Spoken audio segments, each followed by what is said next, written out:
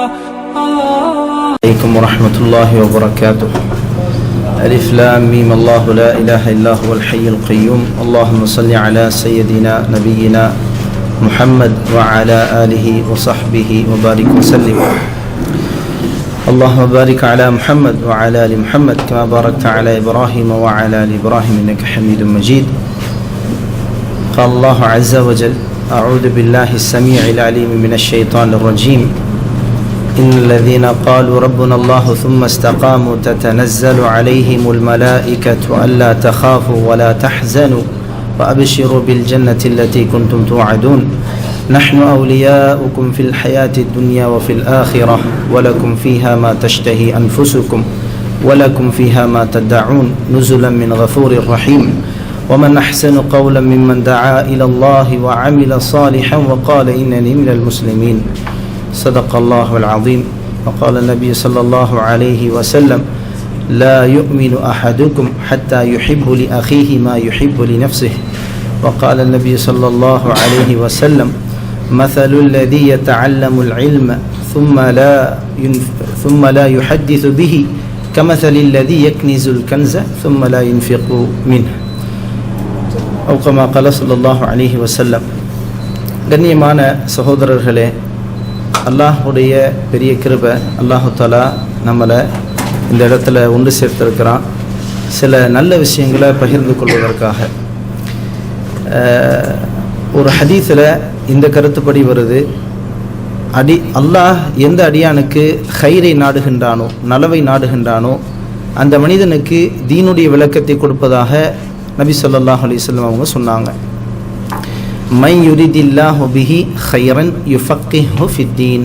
அல்லாஹு தஆலா அந்த மனிதருக்கு தீனுடைய விளக்கத்தை கொடுக்குறான். அந்த அடிப்படையில் நாம் இந்த இடத்துல ஒன்று சேர்ந்திருக்கிறோம். இது இறைவன் நம் மேலே செஞ்சு மிகப்பெரிய அருளாக இருக்கிறது.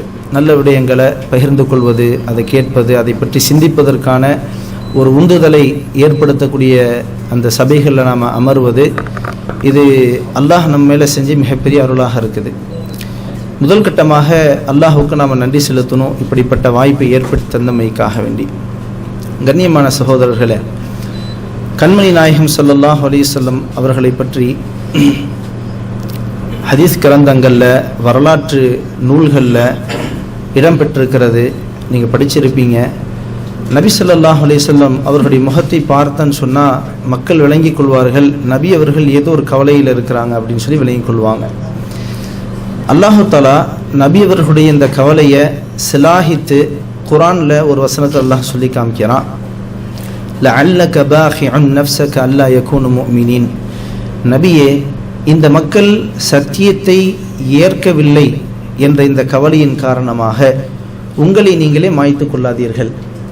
நபி அவர்களுக்கு எந்த அளவுக்கு இந்த உம்மத்தின் மீது அன்பும் ஆசையும் கவலையும் இருந்தது என்று சொன்னால், இந்த உம்மத்துக்கு ஏற்படக்கூடிய எந்த ஒரு அசௌகரியங்களையும் நபி ஸல்லல்லாஹு அலைஹி வஸல்லம் அவங்க மகிழ்ச்சியாக கடந்து போனது கிடையாது. அதில் குறிப்பாக மரணத்துக்கு அப்புறம் இருக்கக்கூடிய வாழ்க்கை இருக்கிறது, அது திரும்பி நம்ம வர முடியாது.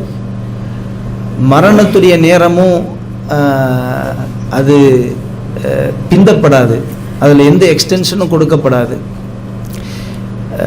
நாளைக்கு மக்கள் சொல்லி காட்டுவதை அல்லாஹு தஆலா அலிஃப் லாம் மீம் சஜிதாவில் சொல்லி காட்டுகிறான்: ரப்பனா அப்ஸர்னா வ சமிஅனா ஃபர்ஜிஅனா நஅமல் ஸாலிஹன் இன்னா மூகினூன்.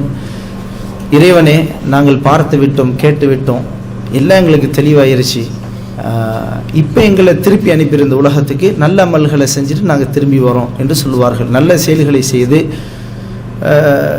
நீ விரும்பக்கூடிய அடியார்களாக நாங்கள் திரும்பி வருகிறோம் என்று சொல்லுவார்கள். ஆனால் இது ஆகக்கூடியது கிடையாது. நபி ஸல்லல்லாஹு அலைஹி வஸல்லம் அவங்க இது விளங்கினவங்க, சொர்க்கத்தையும் நரகத்தையும் பார்த்தவர்கள். ஒரு மஜ்லிஸில் சஹாபாக்கள் எல்லாம் கொஞ்சம் விளையாட்டை பேசி கொண்டிருந்தாங்க. அப்போ சில சஹாபாக்கள் சிரித்தாங்க. அந்த சபைக்கு வருகை தந்த கண்மணி நாயகம் ஸல்லல்லாஹு அலைஹி வஸல்லம் அவங்க சொன்னாங்க: சொர்க்கத்தையும் நரகத்தையும் நான் அறிந்திருப்பதை போல நீங்கள் அறிந்திருந்தால் குறைவாக சிரிப்பீர்கள், அதிகமாக அழுவீர்கள்.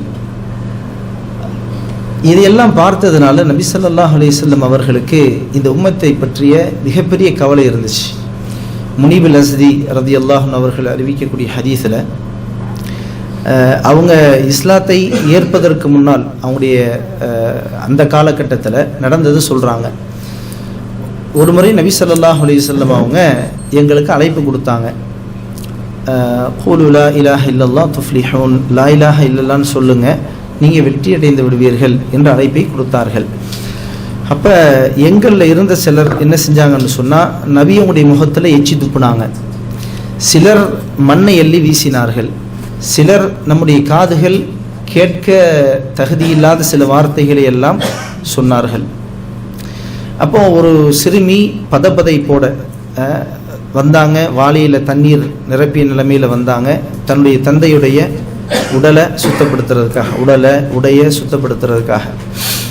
இப்போ நான் என்னுடைய வீட்டுக்கு போகிறேன், வேலை முடித்து போகிறேன், என்னுடைய மகன் எனக்காக அப்படி காத்து கொண்டு இருக்கிறாங்க. என்னுடைய தந்தை வரக்கூடிய நேரத்தில் ஏதோ சாக்லேட் எடுத்துகிட்டு வருவாங்க, ஏதோ ஐஸ்கிரீம் எடுத்துகிட்டு வருவாங்க. நபி ஸல்லல்லாஹு அலைஹி வஸல்லம் மகள் ஸைனப் ரலியல்லாஹு அன்ஹா தன்னுடைய தந்தைக்காக காத்து கொண்டு இருப்பாங்க, வாளியில் தண்ணியோட. எதுக்கு? மக்கள் சேற்றள்ளி வீசி இருப்பாங்க, எச்சி துப்பி இருப்பாங்க, என்னுடைய தந்தையை நான் சுத்தப்படுத்தி வீட்டுக்குள்ளே கூப்பிட்டு போகணும். நபி ஸல்லல்லாஹு அலைஹி வஸல்லம் அவங்க எந்த காலகட்டத்திலும் சபிக்கக்கூடியவங்களாக இருந்தது கிடையாது.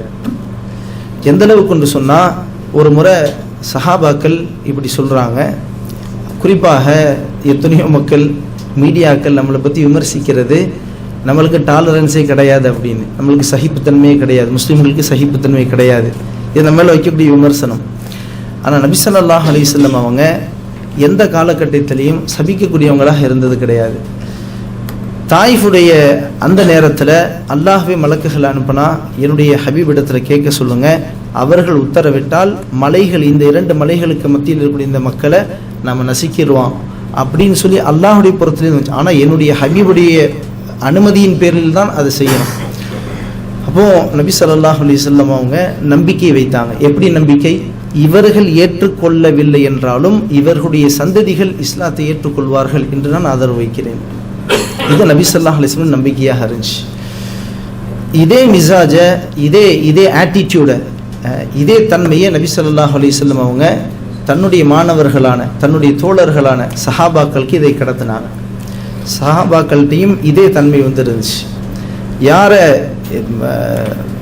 அதாவது தனக்கு உபகாரம் செய்யக்கூடியவங்களுக்கு உபகாரம் செய்வது பெருந்தன்மை கிடையாது. தனக்கு உபகாரம் ஒருத்தர் செய்கிறாரு, அவருக்கு நாம் உபகார சிந்தையோடு நடக்கிறது. ஒருவர் நமக்கு உணவை பகிர்ந்து கொள்கிறாரு, அவருக்கு நாம் உணவை பகிர்ந்து கொள்வது, இது பெரிய இஹ்சானுடைய தன்மை கிடையாது. இஹ்சானுடைய தன்மை என்னது, உபகார தன்மை என்னதுன்னு சொன்னால், என்னை எதிர்க்கக்கூடிய, என்னை வெறுக்கக்கூடிய, என்னுடைய பேச்சை கேட்க விரும்பாத, நான் அழிந்து போவதை விரும்பக்கூடிய இவர்களுடைய ஹிதாயத்துக்காண்டி நான் ஆசைப்படுறது, இதற்கு பேர் தான் இஹ்சான். இந்த தன்மையை நபி ஸல்லல்லாஹு அலைஹி வஸல்லம் அவங்க தன்னுடைய சஹாபாக்களுக்கு கடத்தினாங்க. ஒரு நிலையில் ஒரு தாயிஃபில் இருந்த ஒரு கபீலா, அந்த கபீலாவுக்கு, அந்த கூட்டத்தினருக்கு பேர் சகீஃப் அப்படிங்கக்கூடிய ஒரு கூட்டம். அப்போது சஹாபாக்கள் சொன்னாங்க, யா ரசூலல்லாஹ், சகீஃப் கிளையாருடைய அம்புகள் எங்களை நாசம் அடைய செய்து விட்டன, அதனால் இந்த மக்கள் எல்லாம் அழிந்து போகணுன்னு சொல்லி நீங்கள் அல்லாஹ்விடத்தில் பிரார்த்தனை செய்யுங்க அப்படின்னு சொல்லி கேட்டாங்க. அப்போது நபி ஸல்லல்லாஹு அலைஹி வஸல்லம் அவங்க சொன்னாங்க, என்ன செஞ்சாங்கன்னா, இந்த சஹாபாக்களுக்கு பதில் கொடுக்கல, தன்னுடைய கைகளை உயர்த்திட்டு துவா செய்ய ஆரம்பித்தாங்க. என்ன துவா செஞ்சுருப்பாங்க? சஹாபாக்கள் கைகளை உயர்த்தின உடனே நினச்சாங்க, நபியவங்க நம்முடைய இந்த கோரிக்கையை ஏற்று அவங்களுடைய அழிவிற்காக வேண்டி பிரார்த்தனை செய்ய போகிறாங்க போல அப்படின்னு நினச்சாங்க. ஆனால் அதற்கு நேர்மாற்றமாக நபி ஸல்லல்லாஹு அலைஹி வஸல்லம் அவங்க துவா செஞ்சாங்க, அல்லாஹும்ம ஹ்தி சகீஃபா, யா அல்லாஹ், இந்த சகீஃப் கிளையாருக்கு நீ நேர்வழியை காட்டுவாயா என்று துவா செஞ்சாங்க. துஃபைல் இப்னு அம்ர் தௌசி ரலியல்லாஹு அன்ஹு அவங்க சவுதியில் அல்-பாஹா ப்ரொவின்ஸில் ஒரு கிராமம் இருக்குது, இப்போயும் அந்த கிராமம் இருக்குது, கரியத்து தௌஸ் என்று சொல்வார்கள். தௌஸ் என்கிற ஒரு கிராமம், அந்த கிராமத்திலிருந்து வந்தாங்க. இவர் மிகப்பெரிய ஒரு கவிஞர்.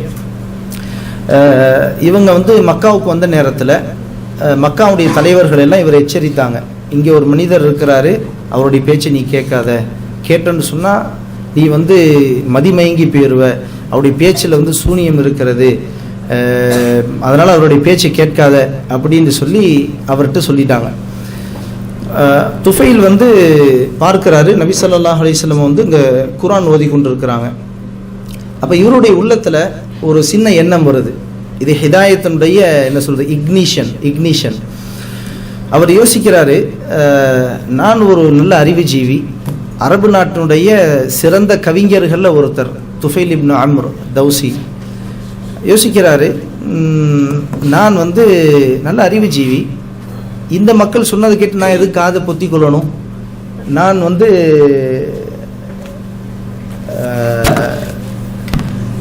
நான் என்ன செய்யணும்னு சொன்னால், இது காதில் அடைச்சி வச்சிருக்கிறத நான் எடுத்துடணும்.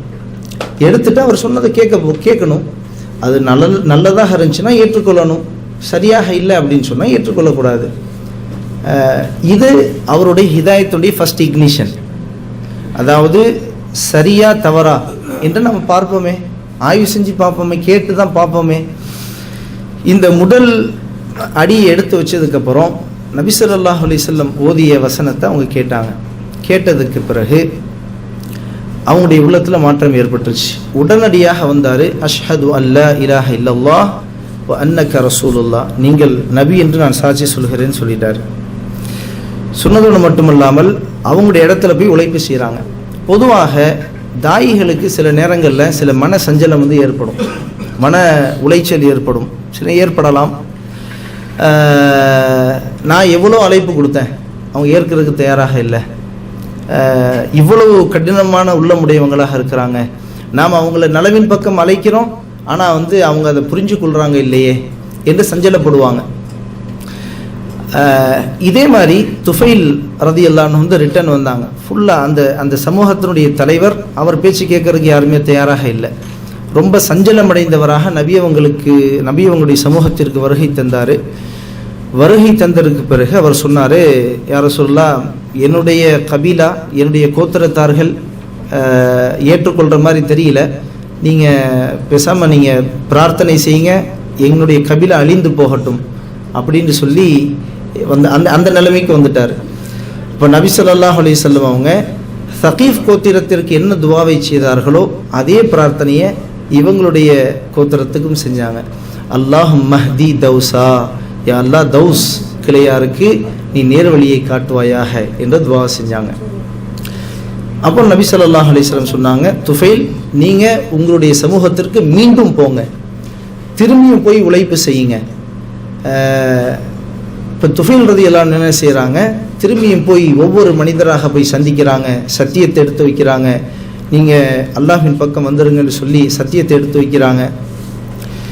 இப்படி எடுத்து வச்சதனுடைய விளைவு ஒரு பெரும் கூட்டம் இஸ்லாத்தை ஏற்றுக்கொண்டாங்க. அவர்களோட அவங்க வந்து மதீனா திரும்பினாங்க. இப்போ இதில் ஒருவர் தான் அபூ ஹுரைரா ரலியல்லாஹு அன்ஹு அவர்கள். நீங்கள் ஹதீஸ் கிரந்தங்களில் படிச்சிருப்பீங்க. அபூ ஹுரைரா என்ற இந்த நபி தோழரை விடுத்து உங்களால் வந்து ஒரு 4-5 பேஜ் கடந்துட முடியாது. ஹதீஸ் கிரந்தங்களில் அடிக்கடி அவங்களுடைய பெயர்கள் வந்து வரும்.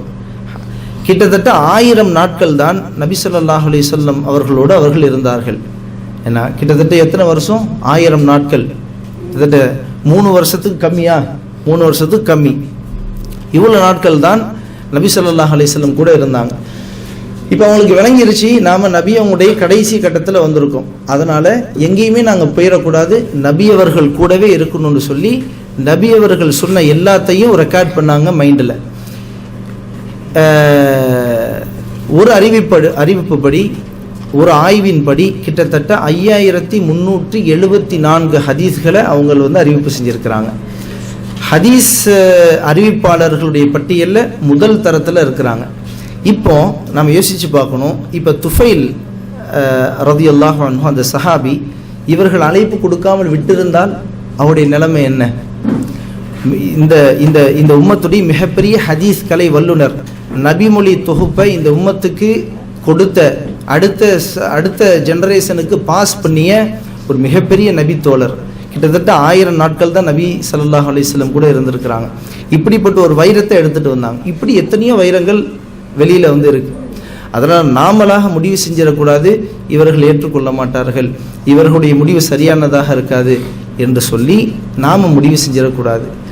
நபியவர்களுடைய ஆட்டிடியூட் இதுதான். ஒரு தடவை உமர் ரலியல்லாஹு அன்ஹு அவருங்க ஒரு பிரயாணத்தில் இருக்கக்கூடிய நேரத்தில் ஒரு பாதிரியாரை பார்க்குறாங்க. அவர் சரியான ட்ரெஸ் இல்லை, ரொம்ப பல நாட்களாக சாப்பிடாமல் தன்னைத்தானே வருத்தி கொண்டார். சிலர் அப்படி இருப்பாங்க இல்லையா, ரொம்ப சீரியஸாக இருப்பாங்க. சில விஷயத்தை சத்தியம் என்று விளங்கி அதில் ரொம்ப சீரியஸாக இருப்பாங்க. உமர் ரலியல்லாஹு அன்ஹு அவருடைய நிலையை பார்த்துட்டார். இதே நிலைமையில் இவர் இந்த உலகத்தை விட்டு போனால் அவருடைய நிலைமை என்னவாகும் என்ற இந்த சிந்தனை உமர் ரலியல்லாஹு அன்ஹுடைய மனசில் வந்துச்சு. உமர் ரலியல்லாஹு அன்ஹு அவங்க உடனே தேம்பி அழ ஆரம்பிச்சிட்டாங்க. இது எந்த சஃபரில்? பைத்துல் முகத்தஸுடைய சாவியை வாங்கிறதுக்காண்டி உமர் ரலியல்லாஹு அன்ஹு சஃபர் செஞ்சு இந்த பிரயாணத்தில் அவங்களுக்கு இந்த மாதிரியான சம்பவம் நடக்குது. உமர் ரலியல்லாஹு அன்ஹு அவங்க அழுததை பார்த்து ஒருத்தர் சொன்னார், அமீருல் முஃமினீன் அவர்களே, மூமின்களுடைய தலைவரே, இறை நம்பிக்கையாளர்களுடைய தலைவரே, நீங்கள் ஏன் அழுவுறீங்க? இந்த ஒரு பாதிரியார், அவருக்காக வேண்டி நீங்கள் ஏன் அழுவுறீங்க என்று சொல்லி கேட்டாங்க. நபி அவங்களுடைய பயிற்சி சஹாபாக்களுக்கு, நபி ஸல்லல்லாஹு அலைஹி வஸல்லம் தன்னுடைய மிசாஜை, தன்னுடைய ஆட்டிடியூடை பாஸ் பண்ணியிருந்தாங்க. உமர் ரலியல்லாஹு அன்ஹு சொன்னாங்க, இந்த நபித்தோழர் சொன்னார், ஆமிலத்துன் நாசிபா தஸ்லா நாரன் ஹாமியா. அவர் ஒரு குர்ஆனுடைய வசனத்தை ஓதி காட்டி அதன் பக்கம் சமிஞ்சை செய்தார். என்ன சமிஞ்சைன்னு சொன்னால், சில மக்கள் இருக்கின்றார்கள், அவர்கள் சில அமல்களை செய்கின்றார்கள். என்ன எண்ணத்தின் அடிப்படையில் அதை செய்கிறாங்க, என்ன நோக்கத்தின் அடிப்படையில் தன்னை வருத்தி கொள்கின்றார்கள், எனக்கு இறைவனுடைய பொருத்தம் கிடைக்கும், எனக்கு சொர்க்கம் கிடைக்கும் அப்படின்னு சொல்லி தன்னை வருத்தி கொள்கின்றார்கள். ஆனால் இந்த அமல்களால் அவர்கள் சொர்க்கத்தின் பக்கம் நெருங்கப் போவதில்லை என்ற இந்த விஷயத்தை முன்வச்சு உமர் ரலியல்லாஹு அன்ஹு அழுதாங்க. இந்த ஆட்டிடியூட் நம்மள்கிட்ட வரணும். வருவோமா இன்ஷா அல்லாஹ்? எந்த ஒரு சூழலிலும் சரி மக்களுடைய நலவை விரும்பக்கூடியவங்களாக நம்ம இருக்கணும். இதுதான் ஒரு அழைப்பாளருடைய பண்பு, இதுதான் ஒரு முஸ்லீமுடைய பண்பு. எந்த அளவுக்குன்னு சொன்னால், என்னை வேரோடு அழிக்கணும்னு சொல்லி ஒருவர் திட்டமிடுகிறார் என்று சொன்னாலும் கூட அவருக்கு ஹிதாயத்து கிடைக்கணும், அவருக்கு நேர்வழி கிடைக்கணும்னு சொல்லி நான் ஆசைப்படுவோமா இன்ஷா அல்லாஹ்? அல்லாஹ் தஆலா சொன்னபடி கேட்டபடி அமல் செய்ய தௌஃபீக்